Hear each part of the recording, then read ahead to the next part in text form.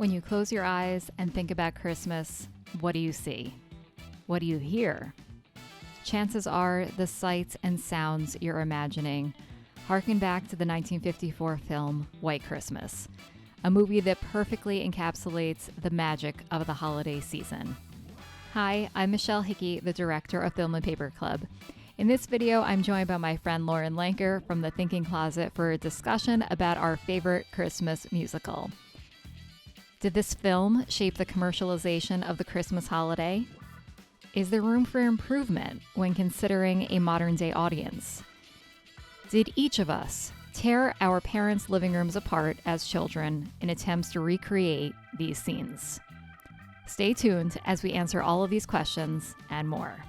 I grew up in a home where we watched old movie musicals all the time.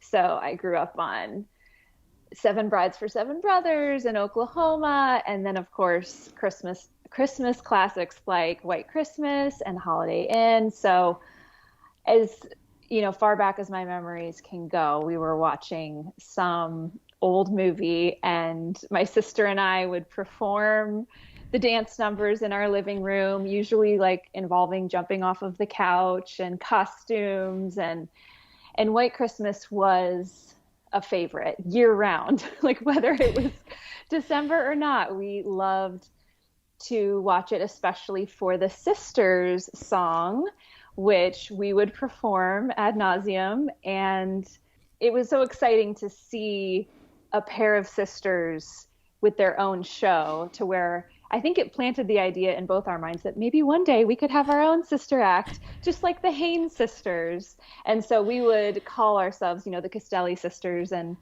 put on our own performances inspired by them at home for our parents. We haven't yet taken the show on the road, but you never know. That is how my sisters and I grew up too, watching movie musicals. In high school, I was always involved in our high school productions, and then would play whatever soundtrack that was just on repeat in my house, and got my sisters in it. My sisters range, there's like a 10-year range between me and the youngest. So we have great footage of my youngest sister like singing songs from Oklahoma when she was, 4 years old. And same, it was just a constant flurry of costumes. I love you said jumping off couches, like furniture was always like being moved around. And yeah, I grew up in a very similar household. But for me, White Christmas is not a film I saw until I was an adult, until it was on Netflix. I think I always, as an introvert, come home from Christmas feeling like very happy to have my alone time. And typically I will just curl up with a good movie, and found White Christmas on Netflix, and immediately, like, there's so much about this movie that is like me, like the era, of course, the fact that it is a musical, but I felt so grateful that a movie like that existed, and that I was still discovering it at an older age. And I always love having that thought that there is always more to discover, even though we feel like we may have seen everything or experienced everything. And then now, just in these last, I don't know how long ago that was when it first came on Netflix, but in the last, I want to say 5 or so years, my husband's family loves this movie too. And they also will watch it, not just at Christmas time. And we're always sending pictures back and forth in our family text chat to say, like, who's watching White Christmas. And it was one of the things that we did together as a family with them over Thanksgiving. So yeah. That's so fun. And I didn't know that you didn't watch it as a child, Yeah. But it just reaffirms that it's a classic for all ages, all time periods. It never gets old, and you can connect with it, whatever part of your life's journey you're in. I was thinking very much about the era in which this movie was made, and when it takes place, and how many of the Christmas songs that we grew up with.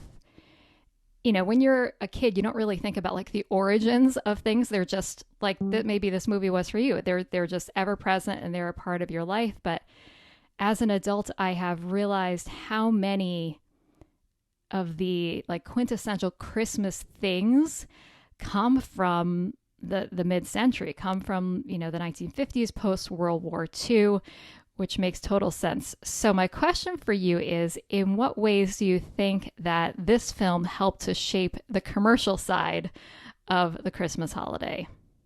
White Christmas is so iconic, right? Like when I think of classic Christmas, I think of White Christmas. So it really succeeded at creating a mood, right? And I think for a generation, when this came out, I think the way that culture was influenced was very different from today. Like before the digital age, you had like newspapers, radio, TV, and film.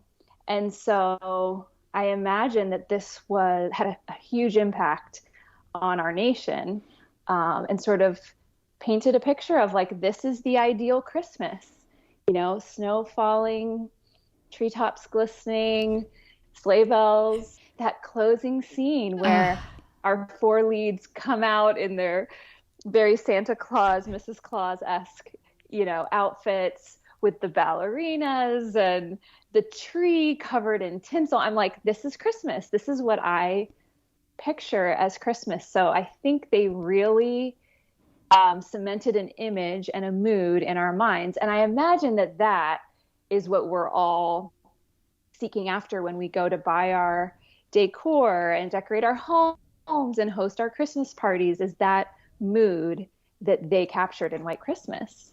Trends change, but there's something about this Christmas look that you described, like that scene at the end is so iconic. And you're right, it's still, with all the changes that have happened since this movie came out, it's still the Christmas that so many of us gravitate towards. The nostalgia that even they're singing about, like, I'm dreaming of a white Christmas just like the ones I used to know. I get chills thinking about it. I'm not going to try to sing it like Zane. But there's just, we think back on all the Christmases before and all the memories before, just as they were. And so I think,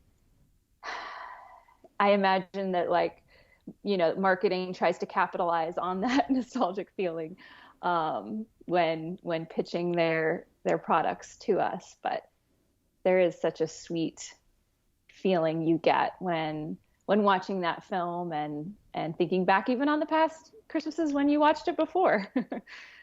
And how special that you are now continuing that with your kids and with the next generation. And I think it just keeps going. It does. It does. Last night, as you know, Michelle, I have two daughters. So history is repeating itself, as I grew up in a household with two daughters. And, they haven't seen the whole movie yet because they're quite young. And I think a lot of it would go over their heads. But those classic scenes of the White Christmas finale, and then Sisters, both with Vera Ellen and Rosemary Clooney and Danny Kaye and Bing Crosby. We watched those last night, and I could just see their eyes soaking up every moment and smiling so wide, just like I did. And I'm like, this feels very familiar to me, and I'm seeing it repeat. And I imagine they'll share that with their children one day. So, pretty cool. So beautiful. While the Castelli sisters have not officially taken their show on the road, you do have a background in theater. You are a theater director. So I was curious in thinking about, while there's so much nostalgia wrapped up in this film, if you were tasked with recreating this for today's audience, what, if anything, would you change? I would probably be so intimidated to take on this production because of how, high the bar has been set, and it's almost untouchable. Actually, my family and I, my parents took me and my sister, I think it was in 2008, to the Broadway production that came to New York. And so we saw it on Broadway, and it was magical and beautiful. But I will say, like, the movie was better, which is usually not what you say. It's like, oh, the book or the stage production is the best. But I mean, Bing, like all those leads, they just crushed it. And so I would be very intimidated to take on directing this show, and probably would, if I had, the rights to do this, I would probably not even do it conventionally. Like maybe I would do a review with different numbers and kind of reimagine them, rather than like really change it dramatically so people are not comparing my production to this classic film. One of the things I was thinking about as I watched last night through a more critical lens was there's a painful lack of people of color in this story. Literally and White Christmas. It's literally a very white Christmas, which is so sad. I think the one Black actor I noticed was like a server in the bar car. And I think it was just one, which is crazy to me and so sad. I love White Christmas enough to critique it in that sense and say like they could have done better. We've come a lot further in terms of racial and gender equality, but still a ways to go. So I think I would probably like play around with blind casting, which is something that we're seeing a lot now on Broadway, like with Hamilton, which I know you love as well. Just, a story about a bunch of dead white guys played by people of color, and it has made it accessible to this generation in a whole new way. And so that would be, I think, a fun and interesting challenge to cast with blind casting. Another thing I noticed I was reflecting on last night as I watched was there's a song called The Minstrel Song, which, harkens back to the very racist minstrel shows and that were done in blackface or kind of mocking the Black community. And it's done in like a very lighthearted way as they're singing about the good old days of the minstrel show. And I think that would get cut. I think it was cut from the Broadway revival, I'm certain.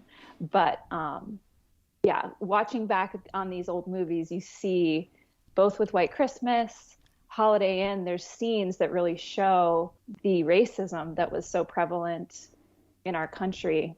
I think that there would be such a cool opportunity in having a really diverse cast to monopolize on the fact that, at least in the film version, that there are several of these giant long dance scenes, which was very of the time. I mean, we mentioned Oklahoma and American in Paris. Like you see, like, you're watching the movie and then all of a sudden, like, there's just this ballet in the middle of it, or this very long dance scene.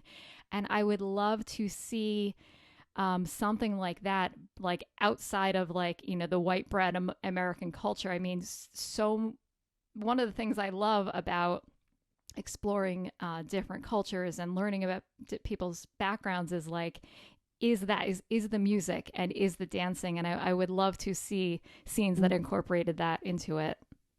Well said. Oh, that would be amazing. And to play around with choreography, because those were the scenes I loved as a child, were the long dance sequences. And I remember my sister and I like trying to recreate the very fast, like tapping foot that Vera Ellen does that's insanely fast and failing miserably. But I learned recently when I was researching trivia that Bob Fosse was like an uncredited choreographer on White Christmas.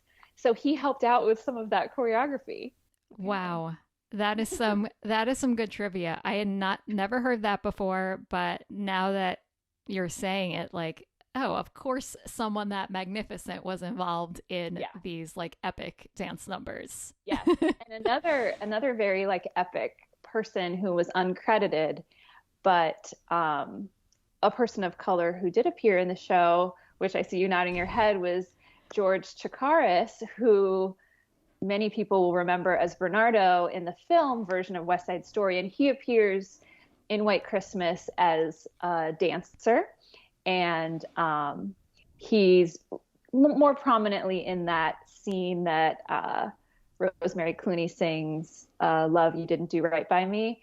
And apparently they got so much fan mail at Paramount for him and people not knowing who he was, but wanting to know who he was, that they ended up, saying, okay, this guy needs to do more movies. If you're someone who has watched this movie many times, he stands out. And Oh, yeah. I think that was something that was also very typical of dance scenes, is sometimes you would have like a big name or talent, but that actor, like I think that Bing Crosby would probably fall in this category, isn't always up to doing like the big dance scenes. So oftentimes they will just have a random dance partner who is prominent in the dance number, but you don't really know who they are. They're not really a character that you see at any other point in the film. Oh, yes. Rosemary Clooney was like very clear with them when she was cast. Like, I am not a dancer. Please don't give me dance moves. So they hired people like George Chicaris. Lauren is an epic Instagrammer, specifically her Christmas content and her reels. And was it last Christmas or 2 Christmases ago when you were doing these kind of like musical theater centric reels? Yes. So last year, I did something called Musical Appreciation Monday, and my daughters and I would dance and lip sync to some of my favorite musical numbers. And it was a way of introducing them to the classics and also kind of educating anybody who had come across our reels. So we did, I think, 4 songs from White Christmas. So we did Sisters and White Christmas. We did Count Your Blessings and Snow. So through that process, I did a lot of research to I knew some trivia from watching the Rosemary Clooney commentary that came with my DVD of White Christmas, which I highly recommend to anybody who is an avid fan or excited to learn more, because a lot of the trivia online is what she has shared in that commentary. But I learned a lot through the process. So yeah, share some of your favorite little facts with us. Anybody who's seen Holiday Inn will know that White Christmas, the song, appeared in that film, which I think was about a decade before White Christmas. And even before that, I think Bing Crosby had sung it on the radio. So it had gained popularity and was an instant hit. And that's what later inspired them to build a film around this song. And you can kind of tell it's a film where it's all about the song and the story is a little bit weak in parts and it's not always logical, the plot line. Anyway, Holiday Inn was also a little bit a part of White Christmas in the set. And there's an amazing blog, a couple of blog posts that I had read last year called Hooked on Houses that does some comparison shots of Holiday Inn set and White Christmas set. And you can see how they repurposed a lot of the set from Holiday Inn and White Christmas. One of the most shocking facts that I learned was that the snow in the grand finale scene with White Christmas was actually asbestos. Uh-oh. And this was before they knew how dangerous it was to inhale asbestos. I mean, it made for great looking snow, but yeah, that was a bit of a shocker. And I think they used it on Holiday Inn. It was very common before they switched over to like soap, which is I think what they did in other films like It's a Wonderful Life. And okay, other facts. The Sisters song that we see performed by Bing Crosby and Danny Kaye, which is so funny, was actually not originally in the script. And they were just goofing around on set one day, and the director loved the idea so much. And he felt like the beginning of the movie needed a little bit of more energy, so he wrote it into the script. And I think they did like 2 takes of it, and during both of them, the 2 guys were just like cracking up, goofing off. They thought like there's no way they're going to be able to use these takes. But as you watch it, you can see those moments where they're no longer the characters, Wallace and Davis. They're Bing and Danny just laughing at each other and improvising. And I love it. Those human moments are, I think, what we connect to so much. It's one of my favorites for that reason. And then the other fact that comes to my mind right now is that, so Vera Ellen, who was the amazing dancer, who played Judy Haynes, Rosemary Clooney was not a strong dancer. Vera was not a strong singer and couldn't really hold a note too much. So they had both Rosemary Clooney and a gal named Trudy Stevens lip dub her vocals. But there's one moment in the movie where you actually hear Vera's voice, and it's the moment when they're getting off the train and they've landed, in Vermont, and there's no snow, but they just quickly sing those first 4 notes of snow.